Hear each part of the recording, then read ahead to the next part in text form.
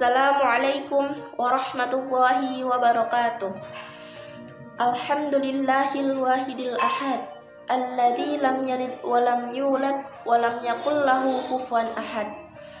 Ahmaduhu subhanahu wa ta'ala wa ashkuruh. Allahumma salli wa sallim wa barik ala Muhammadin wa ala alihi wa sahbihi wa man tabi'ahum ila yaumil qiyamah, amma ba'du. Alhamdulillah, puji dan syukur kita kepada hadirat Allah Subhanahu wa Ta'ala, yang mana kita bisa bertemu dengan bulan suci Ramadan di tahun ini. Tak lupa pula salawat dan salam kita hadiahkan kepada baginda besar Nabi Muhammad sallallahu alaihi wasallam. Allahumma shalli ala Muhammad wa ala ali Muhammad. Semoga kita mendapatkan syafaatnya di yaumil akhir kelak. Amin ya rabbal alamin. Dalam kesempatan ini saya akan menyampaikan tausiah yang berjudul Hukum puasa tetapi tidak sholat. Apa hukum orang yang berpuasa tetapi tidak sholat? Ia menjalankan puasa bersama orang muslimin, hanya saja dia tidak sholat. Ini sangat-sangat disayangkan karena masih banyak terjadi di masyarakat kita. Apa hukumnya? Yang pertama, kata para ulama, dia tidak sholat karena mengingkari kewajibannya, maka para ulama sepakat orang ini kafir, dia keluar dari Islam karena kekafirannya, maka puasanya tidak akan diterima karena syarat berpuasa adalah muslim. Puasa seseorang tidak akan diterima kecuali puasa yang dilakukan oleh orang muslim.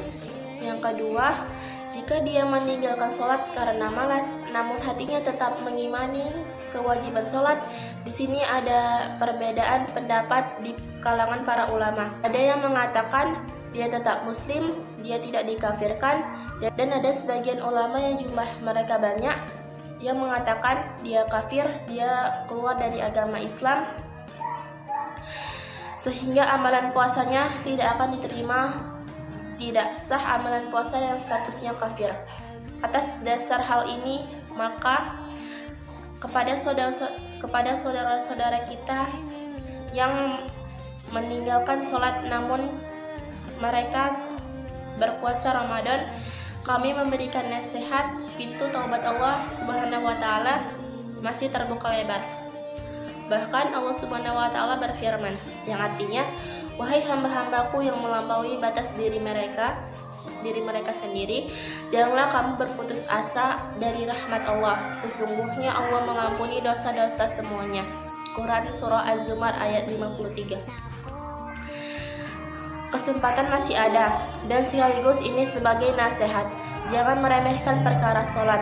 Di antara para ulama ada yang mengatakan yang meninggalkan sholat dengan sengaja, sekalipun dia masih meyakini kewajiban sholat, namun dia meninggalkannya karena malas, karena hal-hal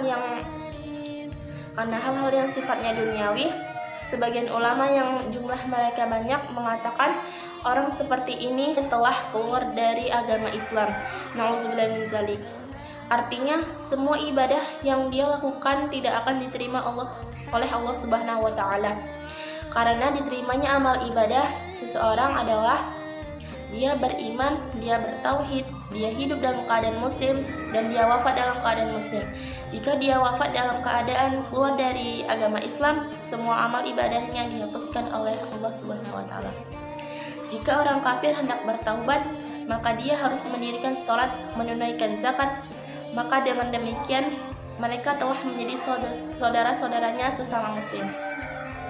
Dengan demikian, sholat adalah perkara yang sangat murkin, jadi jangan sampai kita meninggalkannya. Sekian tausiah singkat saya, semoga bermanfaat. Apabila ada perkataan saya yang salah, mohon dimaafkan. Kepada Allah saya mohon ampun. Akhir kata dari saya, wabillahi taufiq al hidayah. Wassalamualaikum warahmatullahi wabarakatuh.